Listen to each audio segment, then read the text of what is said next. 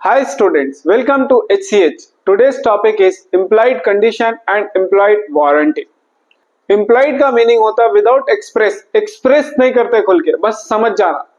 तो implied condition का मतलब ये होता है कि कॉन्ट्रैक्ट ऑफ सेल में जब भी आप किसी से प्रोडक्ट खरीदते हो तो implied कंडीशन रहता है, उसमें बोला नहीं जाता, ऑटोमेटिकली बाय डिफॉल्ट कुछ कंडीशंस रहते दैट मस्ट बी फुलफिल। अगर इम्प्लॉयड कंडीशन फुलफिल नहीं हुआ तो आप कॉन्ट्रैक्ट को ब्रीच कर सकते। Let's understand what is employed condition with the help of one example. मान लो कि आप एक फोन खरीदते हो लेकिन वो फोन लीगली उस सेलर का नहीं है, वो ओन नहीं करता। इन दैट कंडीशन आप उस फोन को वापस करके अपने पैसे ले सकते हो। अब ओनर ये नहीं बोल सकता आपको कि आप मेरे से पूछे कि मेरा फोन है या किसी और का फोन है, इस तरीके का सवाल नहीं कर सकता। मतलब ये हुआ कि आप कोई भी प्रोडक्ट खरीद रहे हो तो बाय डिफॉल्ट ये सोचकर खरीद रहे हो कि ये ओनर का प्रोडक्ट है, ये प्रोडक्ट का ओनर ये पर्सन है। तो एम्प्लॉयड कंडीशन का मतलब ये है कि कुछ कंडीशन ऐसे होते हैं इन कॉन्ट्रैक्ट ऑफ सेल जहां पर बोलने की जरूरत नहीं होती, बाय डिफॉल्ट वो कंडीशन होते ही होते। इसको different types of employed condition से जब समझेंगे तो क्लियरली समझ आएगा। Let's see what are the employed conditions. The first employed condition in Contract of Sales Act 1930 is condition as to title। जैसा कि अभी अभी मैंने बताया कि जब आप किसी से प्रोडक्ट खरीदते हो तो उस प्रोडक्ट का ओनर लीगली वो पर्सन रहना जिससे आप खरीद रहे हो। ऑल्सो जो सेल कर रहा है उसके पास कंप्लीट राइट रहना उस प्रोडक्ट को सेल करने का।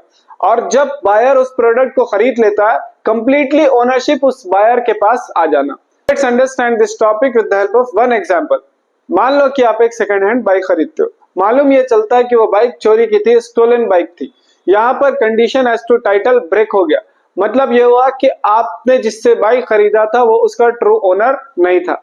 इन दैट केस आप बाइक वापस रिटर्न कर सकते हो, अपना रिफंड वापस ले सकते हो जो आपने पैसे दिए थे, और तो और आप उस पर्सन के ऊपर केस कर सकते हो।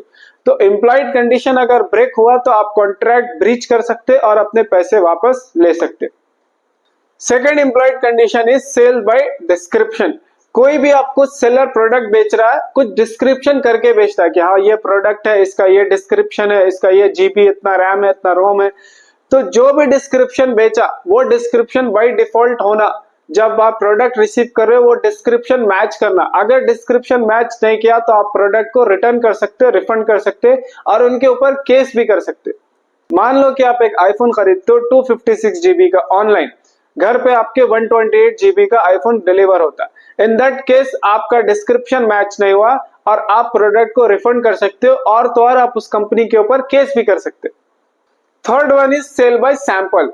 जैसा सैंपल दिखाया वैसा प्रोडक्ट आपको रिसीव होना। अगर सैंपल कुछ और दिखाया, प्रोडक्ट कुछ और रिसीव हुआ तो यहाँ पर ब्रीच ऑफ कॉन्ट्रैक्ट कर सकते हो, आप कॉन्ट्रैक्ट तोड़ सकते हो और उनके ऊपर केस कर सकते हो। फॉर एग्जांपल कई बार ऐसा होता है कि एक सेलर प्रोडक्ट्स कुछ और दिखाता है और देता कुछ और है, ये रियल लाइफ में भी अक्सर होता है। तो आप इन दैट केस क्या कर सकते हैं, आप उस प्रोडक्ट को रिटर्न कर सकते हैं। जैसे कि आपको यहाँ पर बेहतरीन वुड का फर्नीचर दिखाया लेकिन रियल में आपको डिलीवर कौन सा किया, प्लाईवुड का फर्नीचर। तो यहाँ पर सैंपल कुछ और दिखाया लेकिन डिलीवरी कुछ और किया। In that case you can breach the contract. Fourth one is sale by sample as well as description. कई दफा आप सैंपल भी देखते और डिस्क्रिप्शन भी देखते और उस हिसाब से आप प्रोडक्ट्स को खरीदते। अगर वो सैंपल और डिस्क्रिप्शन मैच किया, fair enough, you can keep the product. अगर सैंपल और डिस्क्रिप्शन नहीं मैच किया, you can return the product. That is employed condition. ये कंडीशन बोलने की जरूरत नहीं, अरे भैया मैं तो बोला ही नहीं आपसे कि सैंपल मैच करेगा या डिस्क्रिप्शन मैच करेगा। ये बाय डिफॉल्ट लॉ के तहत है कि सैंपल भी मैच करना और डिस्क्रिप्शन भी मैच करना, और अगर मैच नहीं हुआ तो you can return the product. मान लो कि आपने एक प्रोडक्ट खरीदा रेड कलर का स्वेटर और सेलर ने क्लेम किया कि 100% वूल है, बट घर आके देखा तो उसका ना क्वालिटी मैच किया ना सैंपल मैच किया। रेड कलर का स्वेटर था और यहाँ पर स्लाइटली लाइट कलर का स्वेटर दिख गया आपको। In that case you can return your product and you can take action against that seller. Fifth point is condition as to quality और फिटनेस। अगर आप एक दुकान पर जाते हो और अपने सेलर को बोलते हो कि भाई मेरे को इस पर्पस के लिए प्रोडक्ट चाहिए, तो सेलर का ये काम है कि आपको जैसा प्रोडक्ट आपने पूछा वैसा प्रोडक्ट देना, क्योंकि आप सेलर के स्किल्स और जजमेंट के ऊपर डिपेंड हो गए। अगर सेलर आपको रॉन्ग प्रोडक्ट डिलीवर किया तो आपका पूरा राइट है कि आप सेलर के अगेंस्ट एक्शन ले सकते, आप सेलर के अगेंस्ट सू कर सकते और यहां तक के प्रोडक्ट वापस करके कॉन्ट्रैक्ट को ब्रीच कर सकते। फॉर एग्जाम्पल, मान लो कि मेरे को कुछ भी आइडिया नहीं है वाटर बॉटल का, मैं गया शॉप केमिस्ट के पास कि भाई मेरे को वाटर बॉटल चाहिए जिसमें हॉट वाटर रखना। He has given me a rubber water bottle. मेरे को कुछ भी आइडिया नहीं है, I have taken that water bottle. After coming to my house, मैंने उस वाटर बोतल में गर्म पानी डाला और वो वाटर बोतल बस्ट कर गया और मेरे हाथ पूरे डैमेज हो गए। इन दैट केस मैंने ऑलरेडी सेलर को अपना पर्पस बताया था कि आई नीड ए वाटर बोतल फॉर हॉट वाटर, बट उसने क्या किया, रबर वाटर बोतल दे दिया। In that case I can sue and claim against that buyer कि भाई आपने मेरे साथ गलत किया, आप प्रोडक्ट तो रिफंड करो और जो मेरा हाथ डैमेज हुआ उसके लिए भी आप कंपनसेशन देना। Last implied condition is condition as to wholesome.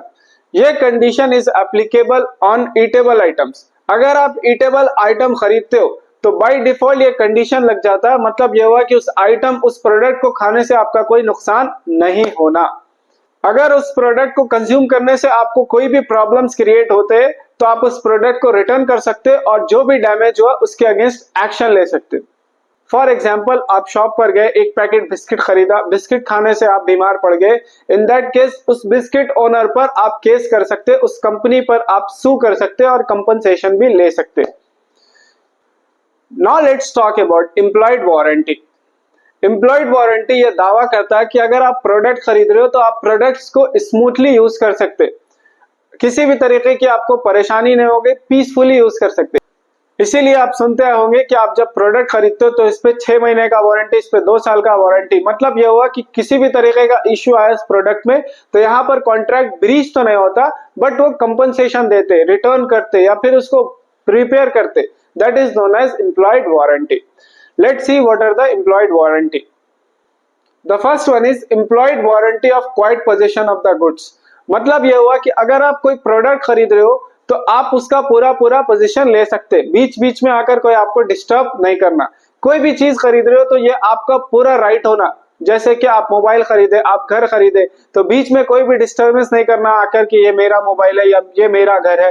Completely position आपके पास रहना, ये that is the first employed warranty. मान लो कि आपने एक कार खरीदा, लेकिन कुछ महीने के बाद पुलिस उस कार को सीज करके ले गया। क्यों लेकर चला गया? मालूम चला कि वो कार चोरी की थी। इस केस में आपका पीसफुल लाइफ खराब हो गया and you can claim a damage against the seller. Freedom of goods from any kind of charge. आप किसी भी तरीके का प्रोडक्ट खरीद रहे हो, उसके ऊपर किसी भी तरीके का चार्ज या लोन नहीं रहना। मान लो कि आपने एक कार खरीदा और कुछ महीने के बाद एक फाइनेंस कंपनी ने आपको कॉल किया कि अभी तक इस कार का ईएमआई पूरा नहीं हुआ, आपको इस कार के ईएमआई को पे करना। यहाँ पर आपका फिर से पीसफुल लाइफ खराब हो गया। In this case also you can file a compensation against the seller कि भाई कार तो मैं रख ले रहा हूं लेकिन आपका जो EMI पेंडिंग है वो आप ही पे करोगे, मैं पे नहीं करूंगा। Last employed warranty is warranty of disclosing any dangerous nature of the product. कुछ प्रोडक्ट ऐसे होते हैं वो डेंजरस नेचर के होते हैं कि अगर आप उसको आग के पास ले गए तो इनफ्लेमेबल है, अगर उस प्रोडक्ट को कंज्यूम करे तो आपका ये नुकसान हो सकता है। तो सेलर का ये काम है कि अगर वो बेच रहा है तो वो ये बोलकर बेचे कि भाई अगर आप ये कंज्यूम कर रहे हो तो इससे आपका ये चीज नुकसान हो सकता है। दैट इज द रीजन बहुत सारे हार्मफुल केमिकल या हार्मफुल प्रोडक्ट सेल होते हैं मार्केट में, बट क्लियरली उसमें मेंशन होता है कि अगर आप इसको कंज्यूम करें तो आपको नुकसान होगा। मिसाल के तौर पे आपने एक फ्लेमेबल पेंट खरीदा, लेकिन सेलर ने आपको डिस्क्लोज नहीं किया कि ये हाईली फ्लेमेबल पेंट है, अगर आग के करीब ले गए तो यहाँ पर आग लग सकता है। आप घर गए, पेंट को रखा, पेंट के करीब आपने किसी भी तरीके का आग लगा दिया, उस आग की वजह से पेंट में भी आग लग गई और आपको काफी ज्यादा नुकसान हो गया। As seller has not disclose कि ये पेंट फ्लेमेबल है, you can file a compensation against the seller. आप सेलर से कंपनसेशन ले सकते हो क्योंकि सेलर को ये डिस्क्लोज करना चाहिए था कि ये प्रोडक्ट फ्लेमेबल है। अगर आपको वीडियो अच्छा लगे तो आप अपने फ्रेंड्स को शेयर करिए, लाइक करिए एंड सब्सक्राइब करिए। That's it for the day. Thank you and have a nice day.